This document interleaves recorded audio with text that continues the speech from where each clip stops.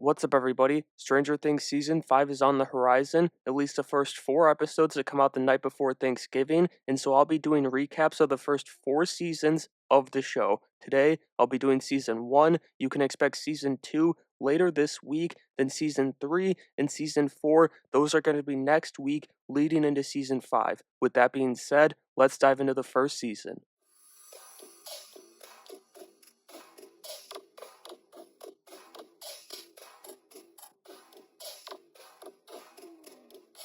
The show opens beneath Hawkins National Laboratory as we meet the Demogorgon, but we don't get to see it right away. They keep its appearance from us while presenting its threat. Then we meet the main 4 boys, Mike, Dustin, Lucas, and Will. They're wrapping up a D&D campaign, and Will is snatched by the Demogorgon on his way home, setting the table. After that, we met Hopper, the Hawkins sheriff, Joyce, Will's mom, and Jonathan, Will's brother, and for what it's worth, Will did make it home the night he was taken, but neither of them were there. Amidst the chaos, Dr. Brenner is introduced, and he's not having the best time either. He's lost a girl, and that's of course 11, who escaped the facility. Then during Hopper's investigation, we start to see the effects of the Upside Down, the same effects that made it so Will didn't hear the Demogorgon breaking into the shed with him when he was taken. We also learn that Hopper, he had a daughter who passed away, so Will's case is a bit more personal for him than any normal case would be, even while he thinks Joyce is a nut job.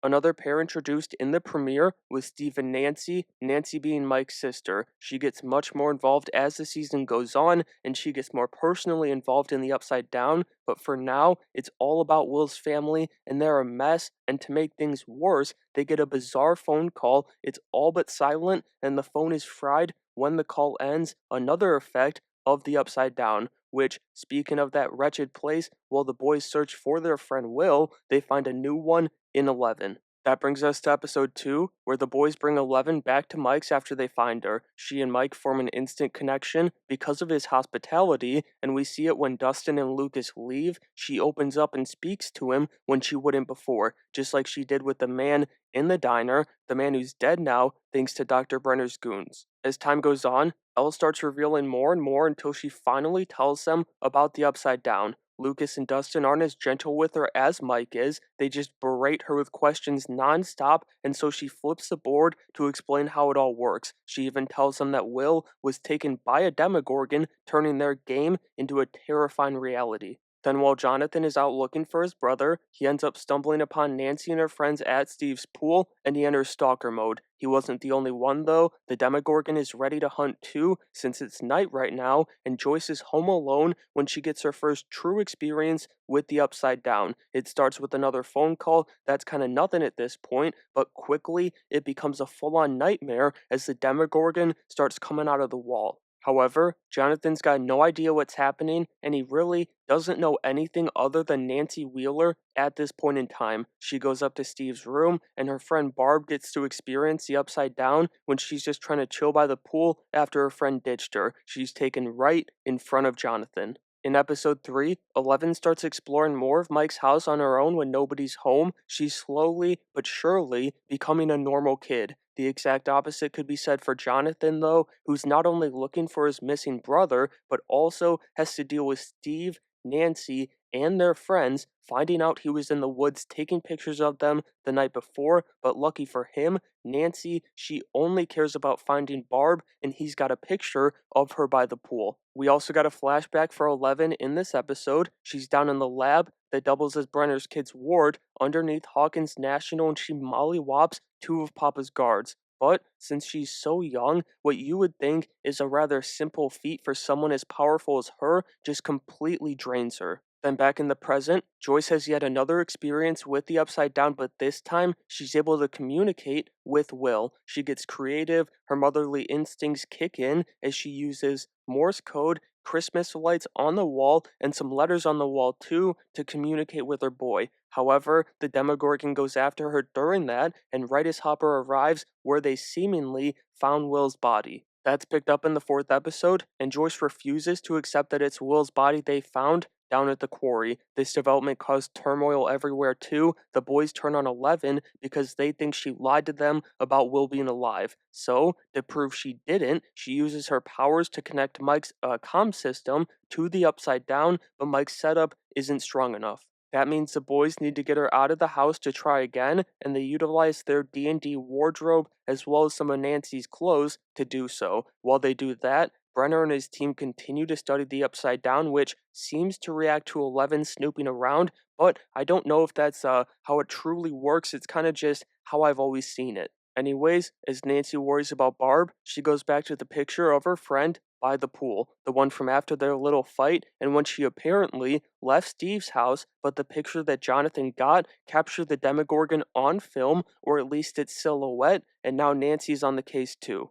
The Duffer Brothers sent us into the halfway point of season 1 with the boys getting a full message from Will and confirmation that he is alive, Hopper discovering the will in the morgue is just a stuffed dummy, and Will's dad returning home with the worst intentions just as Joyce is spiraling. Everybody's doing their own thing because everyone is scared of being called crazy. The back half of the season begins with Hopper finding his way into the lab underneath the lab at Hawkins National. He finds Eleven's room down there, and I still think part of him thought that Will had been there, but ultimately it goes back to him losing his own daughter, his own child, for good. He doesn't stop looking though, and he just so happens to stumble upon the door to the Upside Down. Just as that's happening, the boys also figure out what's going on in Hawkins. It pays to be a nerd. They still attend Will's funeral with the knowledge that they have, and they're smart enough to keep their mouths shut. Joyce would believe them probably. I mean, nah, she would, but everyone else is calling her crazy, and nobody would hesitate to call what they see as a couple of grieving kids crazy too.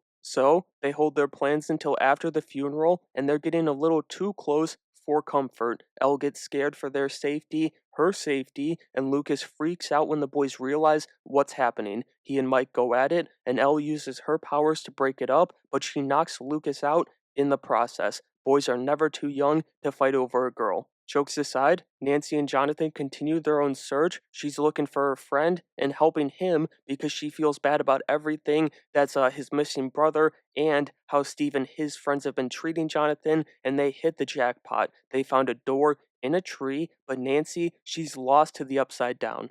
However, we learn in episode 6 that since Jonathan was right there when Nancy went through the door, the portal, whatever you want to call it, the door to the Upside Down, the duo is able to use the effects of said Upside Down to their advantage. She escapes thanks to him, and their bond just continues to grow stronger. It's not looking great for Steve. Then back in town, the kid's science teacher, the one who lets them use the advanced comm system in the tech lab, gets a visit from Brenner's people after the kids use that comm system to communicate with Will in the Upside Down. Will's loved ones are closing in on the answers they're desperately looking for, but Brenner is closing in on them just as fast, and he's made a living covering shit up. We saw the effects of that in this episode specifically as Joyce and Hopper go visit the woman that they believe to be Elle's mom. They think the government, Brenner's people, faked her miscarriage and stole her baby, and while they take that trip, the boys continue searching for Will, but now their search has been narrowed to finding a door. They know what they're looking for. Everybody isn't tackling it with their curiosity, though, as the tension of the whole situation breaks Steve and Jonathan. Steve saw him in Nancy's room when he went to check on her the night before, and he snapped back into douche mode before getting his ass beat by Jonathan. It's like he's trying to lose the girl faster than he got her. But getting back to more important things, Mike and Dustin run into their bullies in the woods when they're looking for Eleven. Lucas, he's off on his own, looking for Will and the door, and lucky for the other two, Elle finds them just in time. She embarrasses the boys' bullies once again before the three of them return to Mike's house to regroup. That took us into the penultimate episode, episode 7, and just as the kids settle in, Lucas calls in over the radio warning them that they're in trouble. Brenner found them because he'd had a guy watching Mike's house. They are able to get out just in time, right before they come in, but they're chased through the neighborhood, reuniting with Lucas during said chase, and they only escape because Elle saves the day, flipping a van. So everybody's together now. Joyce and Hopper get Nancy and Jonathan, then Hopper saves the kids from more of Brenner's goons. Elle is able to figure out a way to find Will too after one failed attempt. So they get right to work on building her a makeshift deprivation tank, interrupting their teacher's special night in the process. When Elle goes under searching for Will, Joyce is able to put her mom skills to use once again, keeping her calm enough to find Will at Castle Byers. He's in bad shape and running out of time as the vision or spiritual journey is unnaturally cut short, and once they've got 11 safe and secure, Joyce and Hopper head straight for Hawkins National. The finale starts out with both of them captured by Brenner's goons and being interrogated by his inner circle. Hopper's dropping his nuts on the table, but they eventually cut a deal and they're headed to the Upside Down to get Will. When they went in, we got more of Hopper's history and saw his daughter when she was sick. He's just as connected to this as Joyce is. Then Nancy and Jonathan successfully draw the Demogorgon out, but it happens right as Steve shows up, interrupting their psychotic plan. Despite the Beast's attempt to hit them with a stealth attack, their Home Alone rig pays off, and they're able to trap it. However, the Demogorgon seemingly escapes to the Upside Down, and I say that because Joyce and Hopper, they see the blood stain when they're in the Buyer house in the Upside Down. Regardless, Brenner and his team find the kids at the school just as Dustin finds his treasure, the pudding stash. When they're cornered by his agents, Elle goes crazy saving the boys, taking out at least 10 people, including some of Brenner's inner circle, specifically that old lady, marking her biggest feat yet, and oh, she felt it too, she's out cold. That allows Brenner and the second wave of his men to find them, but the Demogorgon finds them too because there's an absolute bloodbath at the school. That's actually part of the reason it leaves the buyer's house. It's attracted to blood, and so 11 essentially saved the boys plus Steve, Nancy, and Jonathan in this scene. While the chaos ensues, Hopper and Joyce are able to find Will down under. He had some weird upside down rape worm that was seemingly feeding off of him because they find him in worse condition than when Elle saw him, and she was just in that deprivation tank. Which, speaking of the superpowered child, she didn't stop at saving the boys from Brenner's goons. She sacrifices herself to get the Demogorgon back to the Upside Down.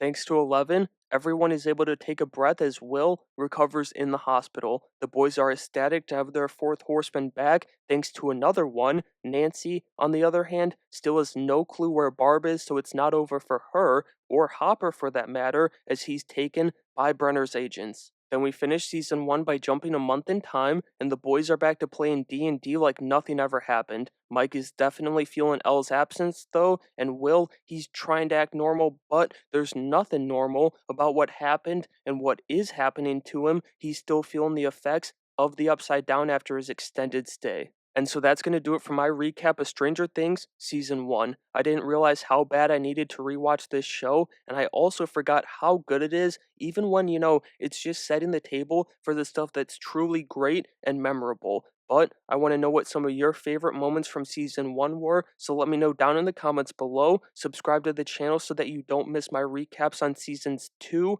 3, and 4 as we head into the 5th and final season, and make sure you have a great day.